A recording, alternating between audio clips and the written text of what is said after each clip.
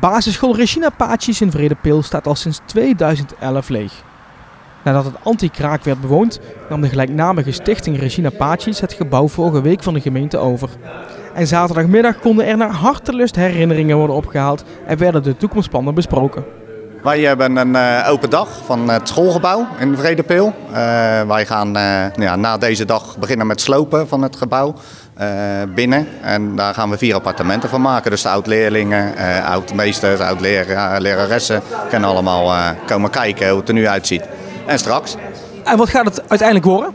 Het worden 4 appartementen. Per stuk ongeveer 100 vierkante meter. 2 slaapkamers, woonkamer en dan de keuken, open keuken erin. En, het zijn levensloopbestendig appartementen, dus mensen in een rolstoel kunnen erin.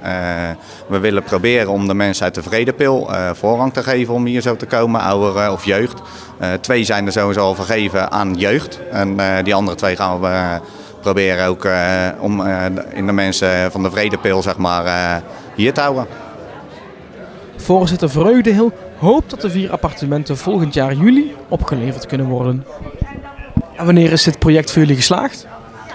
Ja, en als het vol zit met leuke mensen die wat toe kunnen voegen aan de gemeenschap van Vredepeel. En een hoop vrijwilligerswerk met z'n allen en een hoop lol beleven ook. Want jullie gaan veel vrijwilligerswerk, jullie gaan ook het een en ander zelf doen, heb ik begrepen? Ja, wij zijn ongeveer van plan om 2000 uur aan vrijwilligerswerk in het project te steken. Wij verwachten een hele hoop vrijwilligers in te kunnen zetten. Wij als Vredepeel organiseren ook het feest het spektakel bij Verbakel.